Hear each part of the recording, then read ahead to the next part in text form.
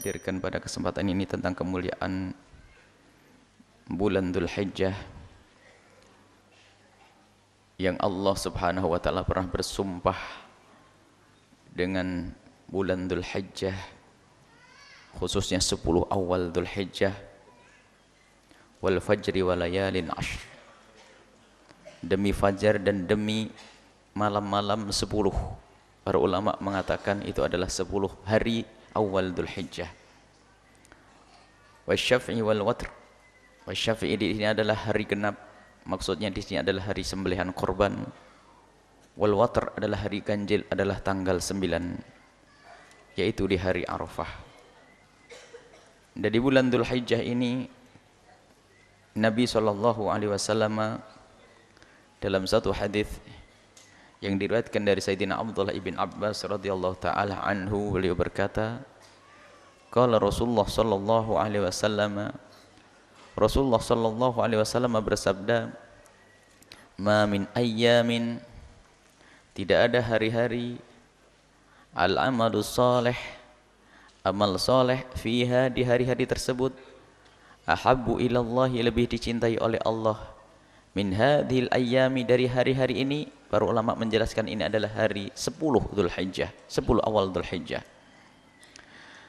Kemudian sahabat Nabi, qala wal jihad fi sabilillah ya Rasulullah, ya Rasulullah, walal jihad fi sabilillah, termasuk jihad enggak bisa mengalahkan ini ya Rasulullah?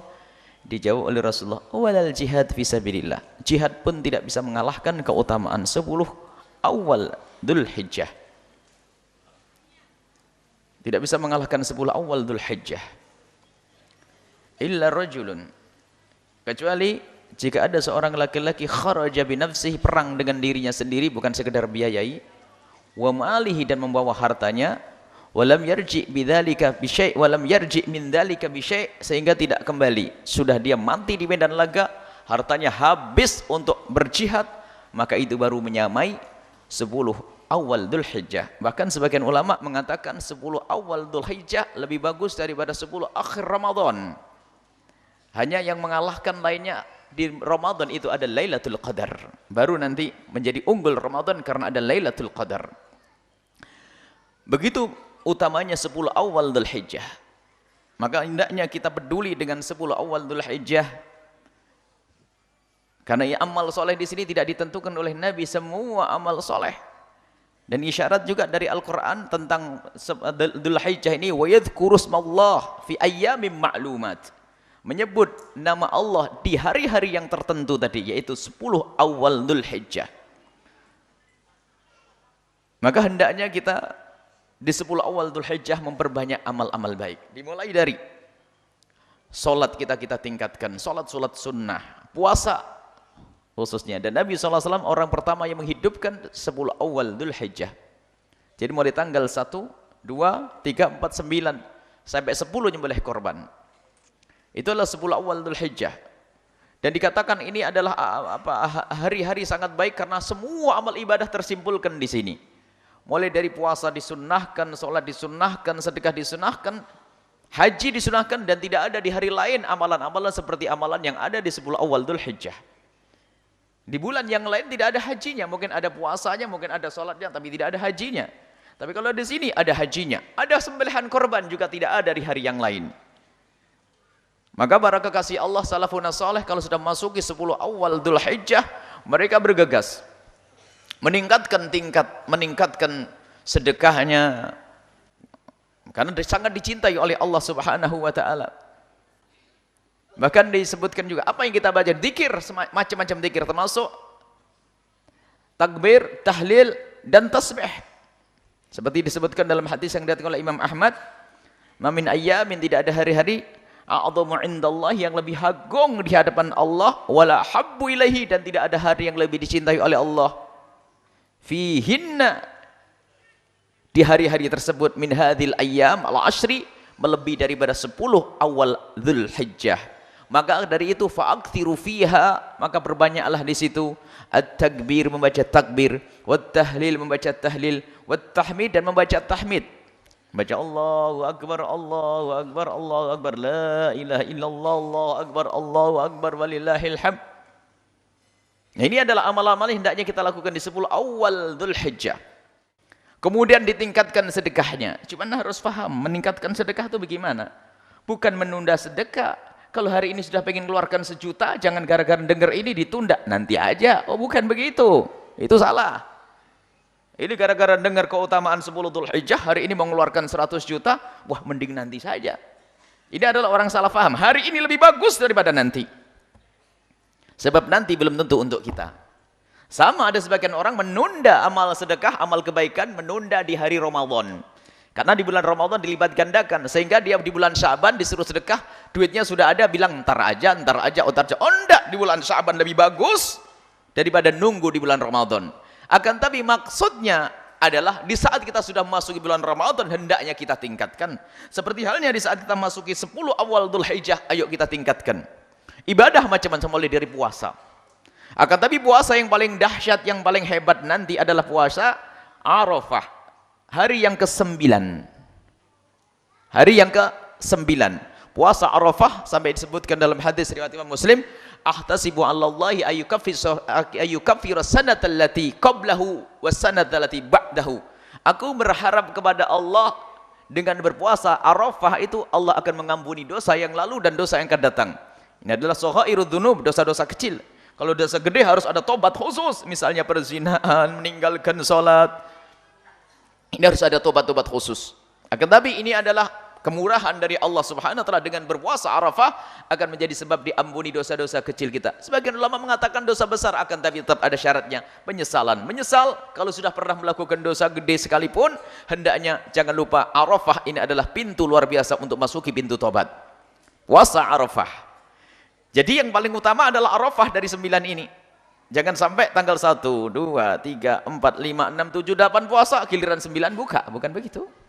Kalau bisa dari awal sampai tanggal 9 berpuasa, tanggal 10-nya nyembelih korban, dan ini amalan sunnah setiap tahun. Awas, ini jangan salah paham seperti sebagian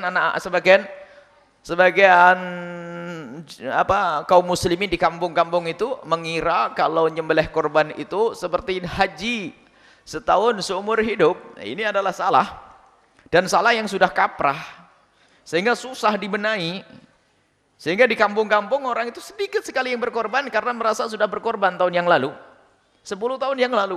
Padahal korban ini disunnahkan setiap tahun, seperti halnya sholat hari raya Idul Adha. Kapan kita memasuki Idul Adha, maka kita disunnahkan untuk sholat sunnah Idul Adha. Kita disunnahkan untuk berkorban setiap tahun, bukan setahun, bukan seumur hidup sekali. Dan ini dibaca, bisa kita pahami dari pertanyaan sebagian orang. Aku belum korban, belum korban. Lah kok belum korban? Maknanya apa? Seumur hidup. Dia ngira seumur hidup. Kadang-kadang dibarengi, mana yang lebih didahulukan antara korban dengan akikah? Ini menunjukkan kalau dia itu pemahamannya adalah korban itu seumur hidup sekali. Bukan korban setiap tahun, sunnah kita untuk korban. Bukan setahun seumur hidup sekali. Awas, ini kesalahpahaman yang selama ini kita sering dengar, sehingga mungkin ada seorang haji kaya raya diajak berkorban, ditawari kambing korban, dia bilang saya sudah pernah berkorban. Kapan Mbak Haji berkorban? Dipikir, dihitung-hitung, oh tahun 2000, sekarang 2015. Lah ini kenyataan ada ini. Maka dari itu ayo kita bergegas untuk bisa mengamalkan semua amalan termasuk puasa. Dan juga kami ajak nanti untuk puasa di Arafah. Puasa Arafah ini bagi orang yang tidak haji. Kalau haji, lebih baik mereka memperbanyak ibadah untuk memohon kepada Allah di Arafah. Jangan sampai mereka sibuk untuk menyiapkan masakan untuk berbuka. Sehingga disunnahkan puasa Arafah bagi orang yang tidak haji seperti kita. Kalau orang yang ada di Arafah sana punya ibadah khusus. Kemudian nanti insya Allah sekalian kita ajak bersama-sama, ya, tolong amalannya nih, mulai dari sedekahnya ditingkatkan, puasa jangan lupa, bangun malam, silaturrahim, berkunjung kepada sanak, saudara, kerabat, saudara, sahabat yang punya permusuhan, damai luar biasa. Sedekah dengan uang, materi, baik kepada saudara, kawan, orang fakir, pesantren, masjid, kita tingkatkan semuanya. Ini lebih dicintai oleh Allah daripada kita berbuat baik di hari-hari yang lain. Tingkatkan semuanya. Kemudian juga Kalau sudah di Arafah di sore hari, nanti kita akan juga mengadakan, kami undang semuanya, lagi-lagi makan nasi bungkus di sini sepertinya, berbuka bersama di Arafah sambil kita kumpul di hamparan sini. Dan ini pernah dilakukan di Sayyidina Abdullah ibn Abbas, dan ini bukan membuat bid'ah wukuf. Enggak ada bid'ah wukuf di sini. Wukuf hanya ada di Arafah. Agar tapi para salafun saleh mengamalkan ini, dikumpulkan orang menjelang berbuka, menjelang buka puasa Arafah, mereka berkumpul. Dan ini di Hadramut sana kita menemukan para alim ulama berkumpul juga. Di Bukit Aidit sana kumpul dia. Nanti ada para ulama ceramah, biarpun nanti orang luar mengatakan ini bid'ah, kok ada wukuf selain di Arafah. Kita tidak wukuf, wukuf hanya di Arafah saja. Akan tapi Sayyidina Abdullah bin Abbas melakukan ini kenapa? Mengajak umat biar tidak berantakan, tidak kesana kemari, dikumpulkan dalam satu tempat di padang. Bukan wukuf, wukuf hanya di Arafah memang. Wukuf syar'i di Arafah ini hanya wukuf lughawi saja. Kita berdiri, kita kumpul di sini di satu tempat hamparan luas. Di situ ada zikir, ada tausiah, ada mengamalkan itu. Mengamalkan, tidak ada amal soleh yang lebih baik. Kalau perlu nanti bawa duit banyak-banyak di sini semuanya. Ah, ini lengkap semuanya nih. Bawa korban semuanya untuk persiapan esok hari. Ini lengkap semuanya. Kita pingin memperbanyak program ibadah. Ini bukan bid'ah, subhanallah. Memang ada sebagian orang mengatakan bid'ahnya orang Hadramut membuat wukuf di Bukit Aidit. Memang ada orang yang lidahnya itu memang penuh dengan kalimat bid'ah. Ini maknanya adalah kita berkumpul untuk membaca zikir, membaca solawat, ada tausiah, dalam keadaan puasa, nunggu buka. Yang nggak puasa pun boleh datang loh ya. Yang Mbak Sasa bila boleh datang, mungkin lagi udzur dan sebagainya, agar ada syiar di sini nanti. Jadi hari Arafah. Arafah tanggal 9 nanti. Tanggal 9 besoknya adalah sembelihan korban. Baik, ini juga kami undang semuanya. Dan kalau tidak bisa datang ke sini, membuatlah acara-acara semacam ini. Ini bukan bid'ah, sama sekali nggak ada bid'ah di sini. Bahkan bagaimana mengamalkan sunnah Nabi. Tidak usah bertemu, kumpul nggak boleh. Ini mengajak orang agar mereka punya kegiatan. Kalau enggak, hari itu pasti keliaran ke sana kemari. Di situ apa lagi? Kalau sudah kita kumpulkan di hari itu, apa yang tidak ada ibadah? Puasa ada, silaturahim ada, sedekah ada. Apalagi? Kumpul semuanya. Coba kalau ibu di rumah sendiri-sendiri, silaturahmi tidak ada, sedekah enggak ada, makan sendiri. Tausiah sendiri. Ada semuanya. Ini adalah suatu kebaikan. Dan subhanallah kalau kita amati para ulama-ulama kita ini bagaimana rindu dan cintanya kepada umat agar mereka bisa beramal baik, mengambil satu sunnah Nabi kemudian dikemas agar mereka senang. Semuanya bisa baca. Ayo, amal soleh yang paling bagus adalah di bulan 10 awal Dzulhijjah. Buat-buat Tapi di rumah kadang-kadang pengen zikir, katanya ada acara televisi, berita tentang ini, biarpun itu bermanfaat, akan tapi kurang. Tapi dikumpulkan, ini adalah lebih manfaat. Sholat asar sudah ada di sini berjamaah. Kemudian setelah itu buka bersama. Habis itu buka bersama, sholat maghrib berjamaah. Siap-siap sholat isya dan takbir keliling nanti. Takbir keliling, masya Allah. Nikmat ini insya Allah. Amal-amal yang bisa kita lakukan di tempat ini insya Allah. Baik, ini saja tentang Arafah, tentang 10 awal Dzulhijjah.